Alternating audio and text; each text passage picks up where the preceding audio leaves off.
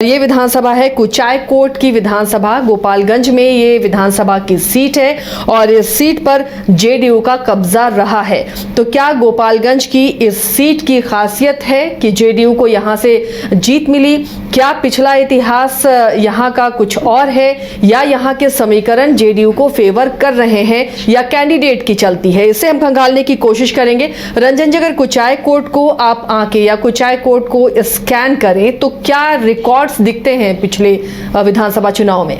देखिए, अगर कुचायकोट विधानसभा क्षेत्र को हम लोग देखें तो ये गोपालगंज जिला में भी है और गोपालगंज लोकसभा के अंतर्गत ही कुचायकोट की सीट आती भी है। 1952 में ये सीट अस्तित्व में आई, लेकिन 1976 में ये विलोपित हो गया और उस समय यहाँ पर चुनाव नहीं हुआ और फिर जो है एक ब्रेक के बाद 2010 में फिर से कुचायकोट जो है वो अस्तित्व में आ गया और फिर यहाँ पर चुनाव जो है वो होने लगे। अगर आप यहाँ पर देखें कि जो शुरुआत थी उसमें कांग्रेस का यहाँ पर दबदबा जो है वो दिखता है, खास करके 1972 तक देखिए, 77 से तो फिर ये विलोपित ही हो गया था। लेकिन जब ये दोबारा यहाँ पर चुनाव होना शुरू हुआ है तो ये अब जेडीयू का किला बन गया है, कांग्रेस का गढ़ अब नहीं रहा। हालांकि कांग्रेस यहां से चुनाव लड़ रही है।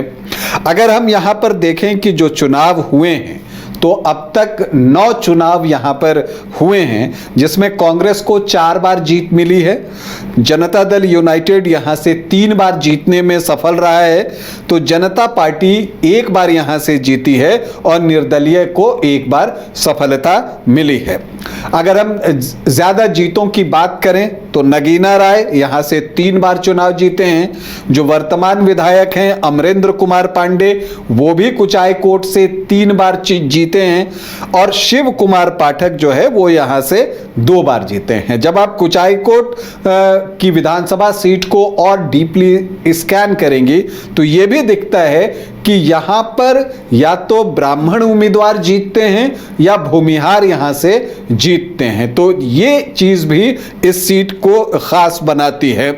कुचायकोट प्रखंड और पंचदेवरी प्रखंड जो है इसके अंतर्गत विधानसभा क्षेत्र है। और अगर हम इसको देखें कि जो यहां पर अब तक 3 चुनाव जो 2010 से हुए हैं दोबारा अस्तित्व में आने के बाद, तो उसमें क्या कुछ हुआ है, तो देखिए जो एक चीज साफ दिखती है कि इस 3 के 3 में जीत जेडीयू को ही मिली है। तीनों बार ही अमरेंद्र कुमार पांडे जो है, जिनको कि किंग ऑफ गोपालगंज भी कहते हैं, वो यहां से जीतते रहे हैं। पप्पू पांडे भी उनको लोग कहते हैं। और आपको बता दें कि कुचायकोट की जो सीट है ये बाहुबली नेताओं की सीट रही है, तो यहां पर उसी तरह से चुनाव होता आया है और ये चीज यहां पर दिखती है। अगर आप कुचायकोट को 2010 से देखना शुरू करें, जब से दोबारा ये अस्तित्व में आई है, तो उस समय अमरेंद्र कुमार पांडे जो है जेडीयू के टिकट पर चुनावी मैदान में थे और वहां पर कांग्रेस से महेश राय थे। महेश राय जो नगीना राय यहां से 3 बार चुनाव जीते हैं, उनके बेटे, वो चुनावी मैदान में थे। इसके अलावा आदित्य नारायण पांडे आरजेडी के टिकट पर चुनावी मैदान में थे और उमेश प्रधान भी यहां पर चुनाव लड़ रहे थे।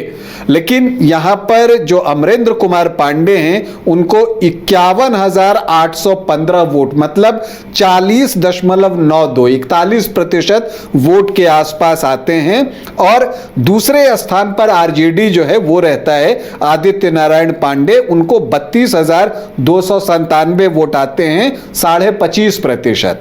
और जो उमेश प्रधान हैं वो जो है निर्दलीय होते हुए भी तीसरे स्थान पर रहते हैं 15,615 वोटों के साथ, जबकि कांग्रेस के महेश राय को चौथे स्थान से संतोष करना पड़ता है, उनको 4,924 वोट, मतलब कि 3.89% वोट आए। फिर 2015 आता है तो उसमें तो महागठबंधन बन चुका था, जेडीयू आरजेडी कांग्रेस साथ में थी। जेडीयू की सिटिंग सीट, तो सीट लड़ने के लिए भी उसे ही मिली और जब उसे ही मिली तो जेडीयू ने वही उम्मीदवार फिर से रिपीट किया, अमरेंद्र कुमार पांडे फिर से यहां पर खड़े हुए और उनके सामने एलजेपी से काली प्रसाद पांडे जो है वो चुनावी मैदान में उतरते हैं। काली प्रसाद पांडे वरिष्ठ नेता हैं, कांग्रेस के नेता हैं, उनकी भी छवि बाहुबली नेता की रही है।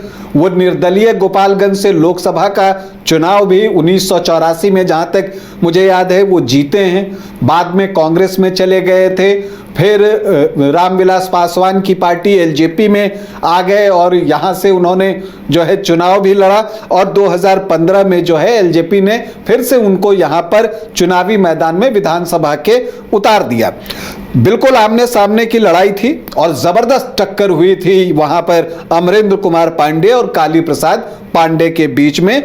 और महागठबंधन में होने के बावजूद जो जीत हार का मार्जिन रहा वो बहुत कम था, 3562 वोटों का। बहुत करीबी मुकाबला था। बहुत करीबी मुकाबला था। 2015 में अमरेंद्र कुमार पांडे को 72,224 वोट आए, 43.28%, और काली प्रसाद पांडे को 68,662 वोट, मतलब कि 41.14% वोट, और हार जीत का मार्जिन 3,500 वोटों का। इसके बाद काली पांडे जो है फिर से कांग्रेस में चले जाते हैं और अगला चुनाव वो कांग्रेस प्रत्याशी के रूप में कुचायकोट से लड़ते हैं। अब यहां पर अमरेंद्र कुमार पांडे को एक बार फिर से टिकट देता है जेडीयू। अब यहां पर अमरेंद्र कुमार पांडे इस बार 74,359 वोट लेकर आते हैं, जबकि काली पांडे को 53,729 वोट मिलता है। प्रदर्शन पिछली बार से थोड़ा नीचे आ गया काली पांडे का। पिछली बार 41.14% वोट थे, इस बार वो घटकर 29.8% पर आ गए। जबकि जो अमरेंद्र कुमार पांडे हैं उनका भी मत प्रतिशत गिरा, लेकिन 2% के आसपास गिरा। 43.28 से वो 41.2% पर आए। यहां पर जो आरएलएसपी से उपेंद्र कुशवाहा की पार्टी से सुनीता देवी कुशवाहा कैंडिडेट खड़ी होती हैं और वो बेहतरीन प्रदर्शन करती हैं। 33,533 वोट वो लेकर अपने पास आती हैं। 18.6% वोट उनको मिल जाता है। हालांकि एलजेपी ने भी यहां से कैंडिडेट दिया था रवि पांडे को, लेकिन वो कुछ खास नहीं कर पाते हैं। 2,226 वोट ही उनको आते हैं। तो जीत यहां पर अमरेंद्र कुमार पांडे को मिलती है 20,630 वोटों से। अब इस बार जो बड़ा सवाल है, चूंकि काली पांडे की एक उम्र हो गई है, तो यह संभावना व्यक्त की जा रही है कि इस बार शायद वो चुनाव न लड़ें। तो ऐसी परिस्थिति में कांग्रेस से उम्मीदवार कौन होगा, या ये सीट आरजेडी को चली जाएगी, बहुत तरह की चर्चाएं यहां पर हैं। लेकिन जो आप कुचायकोट का ट्रैक रिकॉर्ड देखते हैं तो यहां पर एक चीज तो दिख रही है कि यहां ब्राह्मण या भूमिहार कैंडिडेट ही जीतते रहे हैं। तो ऐसे में यह हो सकता है कि जो भी पार्टी लड़े, चाहे वो कांग्रेस हो आरजेडी हो, इन्हीं दोनों कास्ट में से किसी एक को उम्मीदवार बनाए। पिछली बार काली पांडे भी ब्राह्मण, अमरेंद्र कुमार पांडे भी ब्राह्मण। तो अब इस बार यह देखना है कि क्या ब्राह्मण वर्सेस ब्राह्मण ही होगा या ब्राह्मण वर्सेस जो है इस बार भूमिहार हो सकता तो क्या है। जातीय समीकरण इसी तरह कुछ वहां है?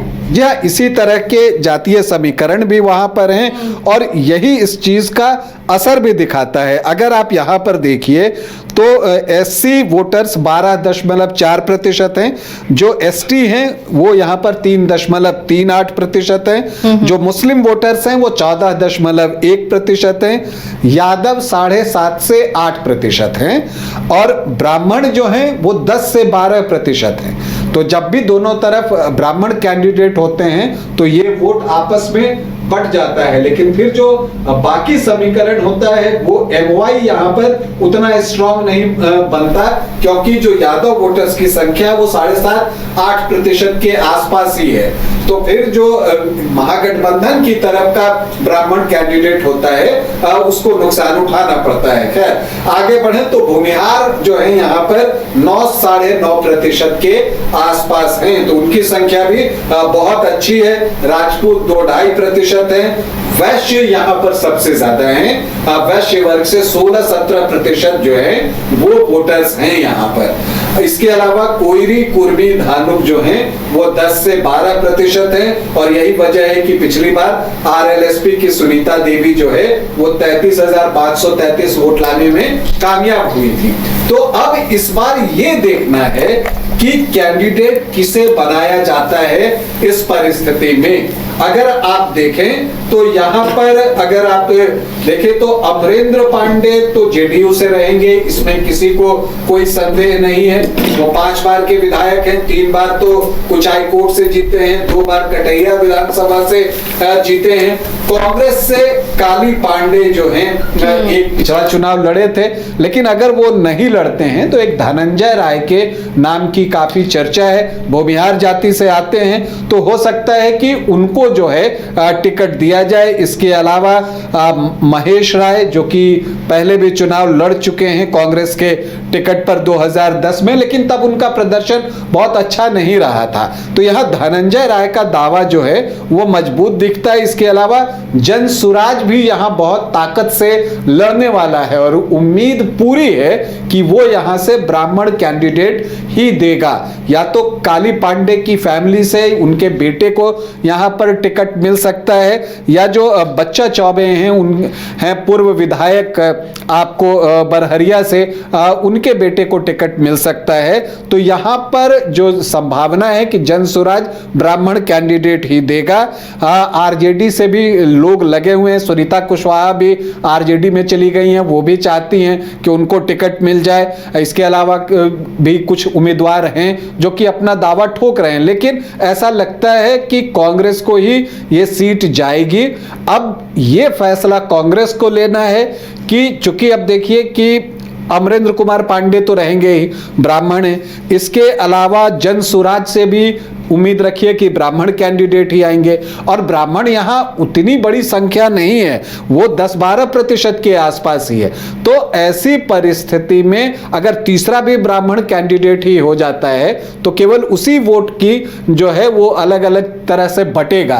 तो ऐसे में अगर दूसरी जाति से उम्मीदवार उतारा जाता है, अगर वो भूमिहार हो या वो वैश्य वर्ग से हो, अगर ऐसा कुछ हो जाता है, चूंकि वैश्य यहां पर 16 से 17% है और ट्रेडिशनली बीजेपी को वोट करते रहे हैं, तो ऐसी परिस्थिति में अगर महागठबंधन यहां से वैश्य प्रत्याशी दे दे या फिर भूमिहार प्रत्याशी दे दे या कोयरी, कुर्मी, धानुक में से किसी को उतार दे, तो एक फाइट जो है यहां पर देखने को मिल सकती है। तो मुकाबला यहां पर जोरदार होगा। देखना है कुचाई कोट का किंग कौन बनता है, कुचाई कोट में जनता किसे वोट करती है, और सबसे बड़ी बात यह है कि ये जो ब्राह्मण भूमिहार के बीच सियासी बिसात बिछी है उसमें पौ 12 किसकी होती है।